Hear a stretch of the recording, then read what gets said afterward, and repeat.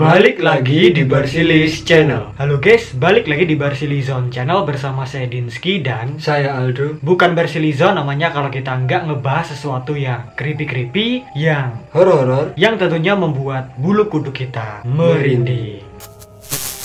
Pas banget suasana hujan-hujan, kita akan ngebahas tentang sebuah creepypasta yang kita yakin banget kalian semua udah tahu. Nah, sebelumnya kan kita udah ngebahas tentang asal-usulnya foto legendaris Jeff the Killer yang mengerikan itu, guys. Dan sekarang kita akan ngebahas tentang asal-usul foto dari salah satu karakter creepypasta yang namanya adalah Slenderman. Jadi kalau kalian tahu, kalian ingat pernah ada dua foto yang beredar di internet, yang mana di dalam foto-fotonya itu ada penampakannya Slenderman. Oke, walaupun kita udah tahu Slenderman itu sosok yang seperti apa, karakternya seperti apa, nggak apa-apa lah, kita jelasin lagi sedikit tentang Slenderman. Berhubung kita ngomongnya Slenderman agak kesusahan, kita sebutnya si botak aja ya guys ya. Slenderman sama dengan si botak sama dengan Slenderman. Dan sebenarnya ada alasan lain kenapa kok kita panggilnya si botak. Nanti kalau kita sebut namanya, takutnya kita ditelepon. Enggak. Nanti pas ditelepon dia datang. Ya jaga-jaga ya guys ya. Enggak mungkin guys. Oke, lanjut ya guys ya. Nyusut seperti yang kita tahu, si botak ini merupakan sosok humanoid aneh yang suka menculik anak-anak. Seingatmu si botak itu sosoknya seperti apa dong? Ciri-cirinya? Satu, botak. Kedua, pakai jas, terus tinggi, Jangkung, terus lengannya panjang banget. terus ada tentakelnya kan? Ya, ada tentakelnya yang mana itu konon juga tangannya, guys. Jadi ada tangan-tangan yang lain yang bisa memanjang kayak tentakel, yang fungsinya itu untuk menangkap korbannya. Misal kalau lari atau apa gitu. Terus wajahnya pucat. Umumnya sih penggambarannya itu wajahnya rata, guys. Nah, konon biasanya si botak ini suka bersemayam di hutan atau bangunan-bangunan terbengkalai. Dan kalau dia menampakkan diri di hutan, biasanya tuh hutan yang ada kabut-kabutnya gitu, guys. Terus dia auto muncul dari balik kabut-kabutnya itu. Dan juga usutnya usut, si botak ini suka menghipnotis dan menculik anak-anak. Jadi sebelum anak-anak itu diculik, dihipnotis dulu. Kok aku yang tidur? Kenapa kok anak-anak? YNTKTS guys. Ya nggak tahu kok, tanya saya. Emang diceritakan kalau si Slenderman ini suka menargetkan anak-anak. Nggak tahu alasannya apa. Mungkin kalau nyulik anak-anak kekuatannya bisa lebih gitu. Soalnya kan darahnya masih apa ya? Masih suci. Iya, darah muda, darah suci gitu ya guys ya. Bisa jadi gitu. Soalnya kan cerita fiksi doang. Kita juga boleh nambah-nambahin dong. Iya, bener. Mungkin kalian tahu kenapa kok si botak ini suka menargetkan anak-anak. Boleh banget tulis di bawah. Nah, setelah anak-anak itu diculik, konon si anak-anak itu akan diperlakukan secara sadis, dihabisi, terus digantung di pohon. Gitu guys. Serem banget. Usutnya usut, misalkan kalau si botak ini menampakkan dirinya, terus dia tertangkap kamera CCTV, itu konon kamera CCTV-nya akan beleret guys kalau bahasa Jawa. Apa ya, kayak ngeglitch, rusak-rusak gitu, beruet gitu. Begitu juga dengan alat-alat elektronik yang lainnya. Kalau si botak ini muncul, maka alat-alat elektronik itu akan bermasalah juga guys. Dan bahkan beberapa alat-alat elektronik bisa jadi alat untuk menentukan apakah si Slenderman ini lagi ada di dekat kita. Jadi kalau si botak ini menampakkan dirinya, alat-alat elektronik kayak TV, radio, atau kamera itu akan bereaksi. Ya sebenarnya tanpa kita jelaskan pun pasti kalian udah tahu. Dan langsung aja kita masuk ke asal-usul fotonya Slenderman. Nah, usutnya usut, konon kabarnya si botak ini tercipta dari sebuah kontes desain grafis yang diadakan oleh sebuah forum paranormal atau supranatural di dunia maya. Dan tujuan dari kontes ini adalah untuk menipu para pengunjung di forum itu, atau seenggaknya untuk membuktikan kalau dimensi lain itu bener-bener ada. Jadi desainnya itu diharuskan harus terlihat real guys, seolah-olah beneran ada. Pokoknya pas orang-orang lihat gambarnya itu bukan sekedar gambar doang. Banyak banget orang-orang yang kemudian mengikuti kontesnya ini, berlomba-lomba guys, mengerahkan kreativitas mereka. Satset, was. Oh, ini bisa dibilang kayak Trevor Henderson gitu loh. Nah, jadi bikin foto, bikin editan Photoshop yang seperti dibuat sama Trevor Henderson, Seolah-olah nyata. kayak penampakan asli. Itu guys, definisi bukan gambar biasa. Nggak sekedar gambar doang, tapi gambar yang Dan selain bikin foto serem, mereka juga harus menyisipkan sebuah cerita di fotonya itu. Jadi sosok yang mereka desain itu harus ada latar belakangnya. Mungkin untuk menambah apa ya, kegregetannya gitu. Ya intinya biar terkesan orisinil dan menghidupkan suasana horor dari desainnya itu. Banyak yang nyapnit, banyak gambar-gambar atau desain-desain yang masuk. Banyak banget guys. Akhirnya diseleksi dan kemudian terpilihlah satu pemenang, seorang yang punya desain berjudul Slenderman, yang bernama Mas Erik Knudsen. Usutnya usut, si botak ini tercipta pada 10 Juni 2009 di forum Something Awful. Dan setelah itu karakter Slenderman jadi populer banget. Nah, usut Mas Erik Knudsen ini menggunakan username Victor Search di forum Something Awful. Nah, dia ini berkontribusi dengan memposting 2 foto yang berwarna hitam putih. Dan kedua gambar itu memperlihatkan sekelompok anak-anak dengan wujud sosok pria tinggi. Ada penampakan si botaknya guys di belakangnya. Kurus, tinggi, tanpa wajah, botak, pucet, lengkap dengan jas dan dasi. Terus di fotonya itu ada captionnya kayak gini guys. Kami tidak ingin pergi. Kami tidak ingin membunuh mereka, namun keheningan dan tangannya yang panjang membuat kita takut dan nyaman bersamaan. Strip 1983, identitas fotografer tidak diketahui. Kemungkinan tewas.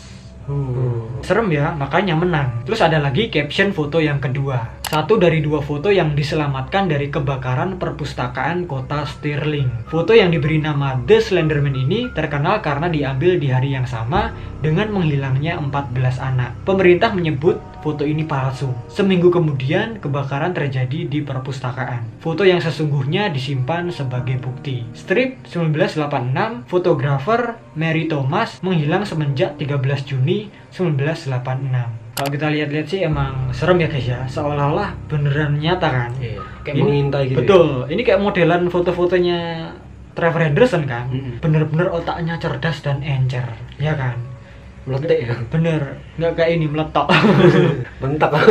Oh, berarti kan kalau bikin-bikin begini ya pasti dari banyak inspirasi. Terinspirasi dari mana-mana. Biasanya kalau terinspirasi apa gitu pasti di WC. Bener loh guys, kalau kita lagi nongkrong di WC itu inspirasi muncul. Tapi ya kalau Mas Erik ini enggak ya guys ya, enggak nongkrong di WC. Kalau Mas Erik ini terinspirasi dari beberapa hal. Di antaranya adalah karya-karya novelis horor H.P. Lovecraft. Terus juga ada novel pendek Stephen King dengan judul The Mist. Terus kemudian seri cerita dari That Insidious Beast buatan Zack Parsons. Ada lagi serial video game horor Resident Evil dan Silent Hill. Terus juga ada laporan penampakan Shadow People, Mothman, Matt Gesser of Methuen. Terus yang terakhir dia terinspirasi dari karakter The Tall Man dari film Phantasm tahun 1979. Ini bahasa Inggris semua tadi ya. Misal kalau kita ada salah-salah pengucapan, benerkan aja di bawah guys. Bahasa Indonesia aja kita kepleset ngomongnya, apalagi bahasa Inggris.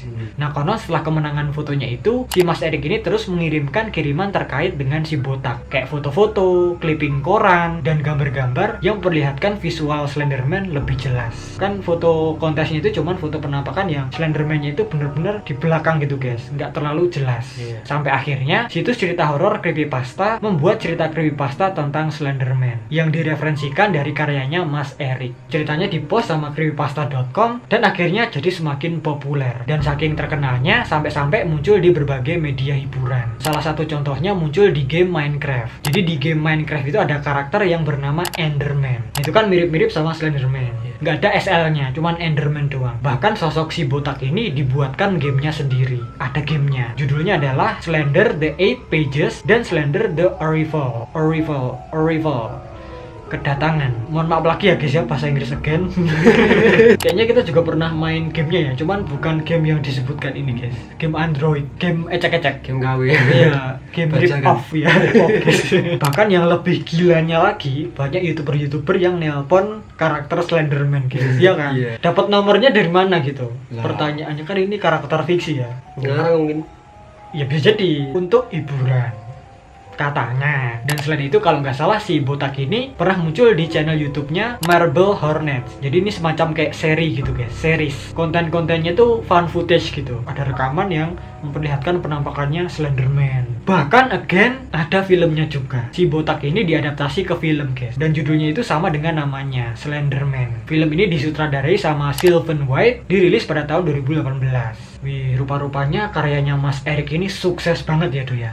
Apalagi di dunia maya. Karena itulah banyak banget orang-orang yang mengembangkan si karakter Slenderman ini lebih jauh dari apa yang si Mas Erik ini udah buat. Tapi ya walaupun gitu, pasti segala sesuatu itu ada positifnya, ada negatifnya. Jadi selain banyak yang suka, ternyata banyak juga yang menganggapnya terlalu serius. Sampai-sampai nggak bisa membedakan kalau si botak ini adalah karya fiksi doang. Tapi ya gimana nggak bisa membedakan. Notabene mereka ini adalah bocah yang pikirannya belum nyampe, masih KTT, khayalan tingkat tinggi, ya kan? Menganggap itu nyata gitu. Iya, maksudnya kan kalau umur segitu kalau udah suka sama sesuatu itu bakalan maniak banget. Maksudnya apa fanatik banget. Betul. Ya, kayak terobsesi gitu ya nggak sih? Dulu kita kan juga gitu. Iya benar, kita juga ada masa-masanya gitu guys. Iya sih, masuk akal sih. Ya intinya ada beberapa orang atau bocah-bocah yang menganggapnya itu terlalu serius sampai-sampai membuat mereka melakukan hal-hal yang nekat, sampai menimbulkan beberapa kasus-kasus dan tragedi yang berkaitan dengan sosok yang mereka sukai itu. Kalau nggak salah di Indo pun pernah ada. Ya, seorang anak kecil cewek perempuan awal 2020 Iya. yang menghabisi anak tetangganya karena ya terinspirasi sama Slenderman ini guys. Ya kan, waktu itu kan dia gambar sosok Slenderman juga, bermacam-macam sih, tapi ada Slenderman juga guys. Dan di sini ada beberapa kasus-kasus yang dilatar belakangi Slenderman. Langsung aja kita ke kasus yang pertama. Untuk kasus yang pertama ini kita jujur udah pernah bahas di awal 2020 juga, sepakat dengan yang kita omongkan barusan. Ini merupakan kasus dua orang anak yang menusuk temannya sendiri di hutan dan menyalahkan Slenderman. Jadi bisa dibilang mereka ini menusuk temannya itu biar keluarganya itu nggak diteror Slenderman gitu, sebagai gantinya gitu guys.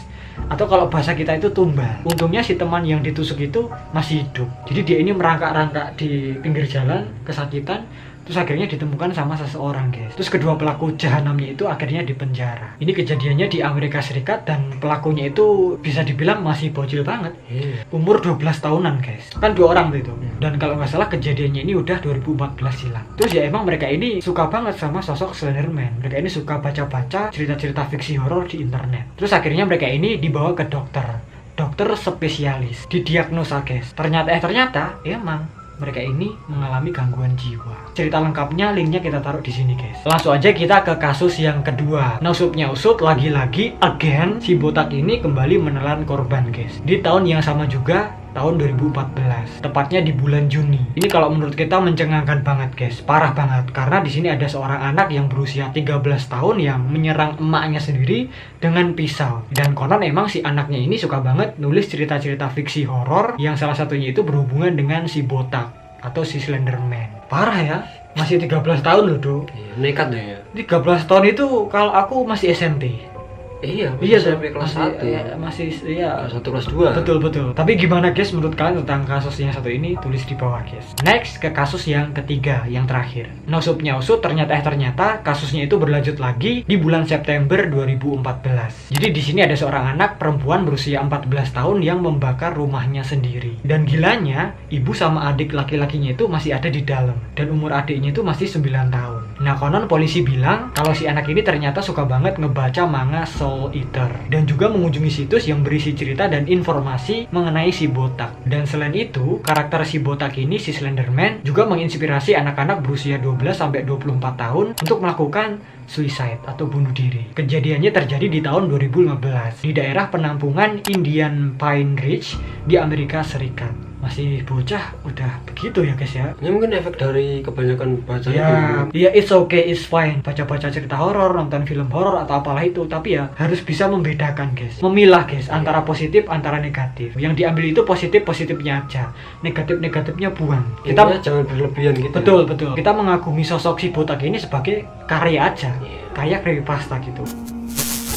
Nah itu ya guys ya, asal-usul awal kemunculan foto Slenderman yang sempat menghebohkan dunia maya, menjadikan sosok Slenderman ini jadi populer banget. Bahkan sampai dibuat film dan juga game guys. Tapi gimana menurut kalian? Mungkin ada tambahan-tambahan, ada informasi yang kurang, boleh banget tulis aja di bawah guys. Dan mungkin segitu aja video kita kali ini. Kalau kalian suka video ini, please klik like, share, subscribe. Jangan lupa juga klik lonceng notifikasinya, biar kalau kita upload video terbaru itu langsung masuk ke notif kalian. Follow juga Instagram kita @barcelizon, kenal kita lebih dekat. Kurang lebihnya mohon maaf jika ada salah-salah kata, perbuatan, dan juga informasi. Terima kasih dan matur nuwun. Sampai jumpa di video kita yang selanjutnya.